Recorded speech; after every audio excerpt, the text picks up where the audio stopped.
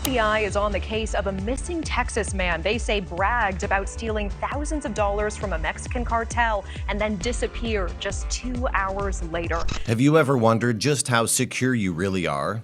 Well, prepare to be shocked. The FBI is actively investigating the mysterious disappearance of Erik Tadeo Ramirez from Laredo, Texas.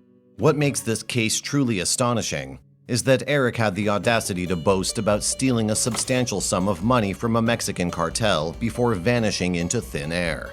Little did he know that his American citizenship and residence on U.S. soil would not protect him from the consequences of his actions. In a mere 2 hours, Erik's world would be turned upside down, leaving us with one burning question: what happened to him? Imagine the sheer audacity of stealing a staggering $50,000 from a cartel. It's an unforgivable sin that few would dare to commit. However, let me tell you, this was no ordinary cartel that Erik Ramirez targeted.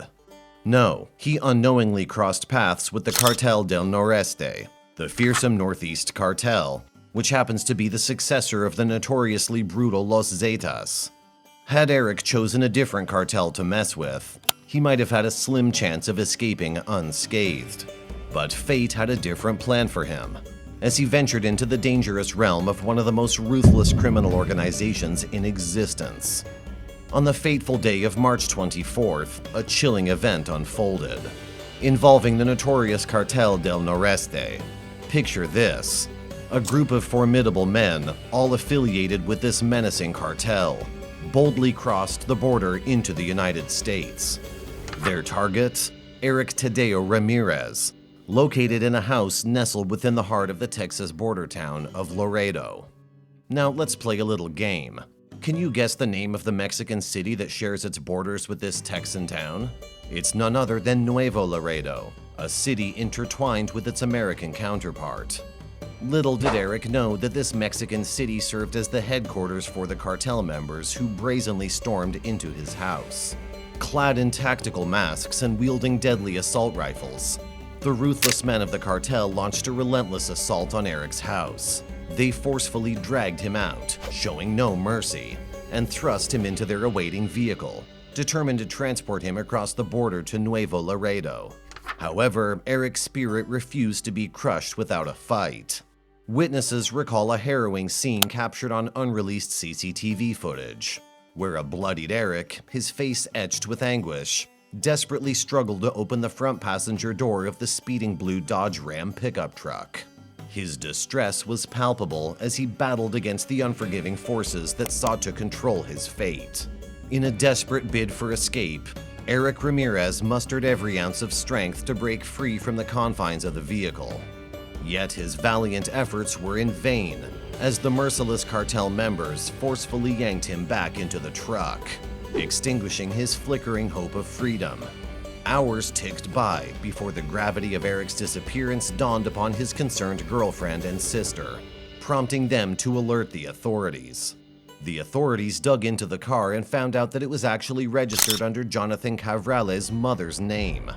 And guess what? They nabbed Cabrales himself on a kidnapping charge. Talk about getting caught red-handed. According to the Morning Times, that car was sitting right outside Cabrales' grandmother's house in Nuevo Laredo, Mexico, just across the border. And get this, it was there on the morning of March 24th. It looks like Cabrales spent the night at his grandma's place, huh? Now fast forward to March 25th. FBI special agents went to talk to a couple of folks at the exact spot where Ramirez was snatched. And you know what those people said? They saw Ramirez being abducted by 2 or 3 armed individuals. On March 24th, U.S. Customs and Border Protection officers intercepted Cabrales as he crossed into the U.S. in that very same Dodge pickup truck. Talk about a close call. During his interview after the arrest, Cabrales spilled the beans. According to the Morning Times, he admitted that on March 24th, he drove the vehicle into Mexico with not just one, but a whole kidnapped victim, accompanied by 3 other people. Can you believe it? The plot thickens. And here's the kicker. Cabrales knew exactly what he was getting into. He confessed that Ramirez had swapped a whopping $50,000, from the notorious Cartel del Noreste. Yeah, that's the same cartel that traces its roots back to the infamous Los Zetas. Those guys are no joke, known to be one of the most powerful criminal organizations in all of Mexico. The other men involved in this kidnapping frenzy are still on the loose.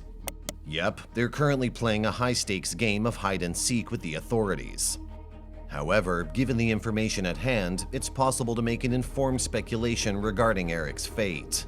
Picture this. It is still that fateful night of March 24th, and darkness blankets the surroundings.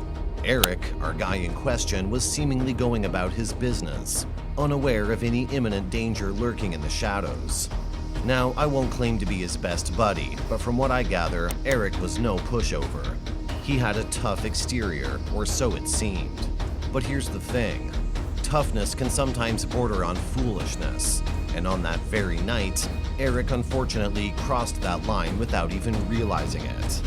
Yep, he made not just one but two colossal blunders that perfectly demonstrate this point. Now let's talk about Erik's first blunder.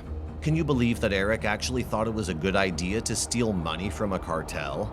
Yeah, you heard me right. A cartel, the kind of organization that sends shivers down the spine of even the bravest souls. I mean, come on, who in their right mind would dare to mess with these guys? And it wasn't just a few bucks he took. We're talking a whopping 50 grand. That's way above the average income of your everyday American, according to good old data from the past decade. Let that sink in for a moment. These cartels, let's just say, don't mess around. They've been known to do some unimaginable things to their own members for petty offenses. Now, I'm not condoning theft or anything, but let's be real here. Erik didn't exactly rob a children's charity or a fund for our brave 911 responders. No. He went straight for the cartel's pockets. And trust me, those guys have deep pockets. But wait guys, Erik's story takes on an even darker turn. Brace yourselves for his second, and I must say more lethal mistake. On that fateful night of the 24th, our brave yet misguided Erik decided to spill the beans about his daring theft over a phone call. Can you believe it? He actually blabbered about his criminal feat to an unknown woman, who he believed was a member of the very same cartel he stole from. Not only did he reveal his precise location to this insider, but he had the audacity to boast that he wasn't afraid or in any danger because he was in the good old United States. Now let's give credit where credit is due. Erik certainly had some patriotic spirit in him, albeit a naive and ultimately tragic one. But here's what really gets to me. It's not even the fact that he willingly disclosed his whereabouts to someone who had the means to end his life. No, what truly sickens me is his sheer naivety. Believing that his green card status alone would be enough to protect him from a cartel that's notorious for its discipline, and undoubtedly more deadly than any other cartel out there. Little did Erik know that just across the border, a cartel with a fearsome reputation and a dark blood-soaked history was waiting. The Cartel del Noreste, CDN, for lack of a better word, can be considered the demonic seed of cartel royalty. Tens of thousands of Mexicans have fallen victim to their brutality and ruthless operations. Perhaps if Erik had been aware of the CDN's infamous history, he wouldn't have been so reckless. Ignorance can be a dangerous thing when it comes to crossing paths with such a formidable force. In light of Erik's harrowing ordeal, it raises important questions that demand answers. We can't help but wonder about the level of security and safety within our own communities. How could a kidnapping of this nature occur? And what does it say about our overall safety? It's crucial to understand the measures being taken by local authorities and law enforcement to locate Erik and ensure justice is served. Are they actively investigating the case and utilizing all available resources? Let us unite in spreading awareness, demanding justice, and working towards a safer future for all.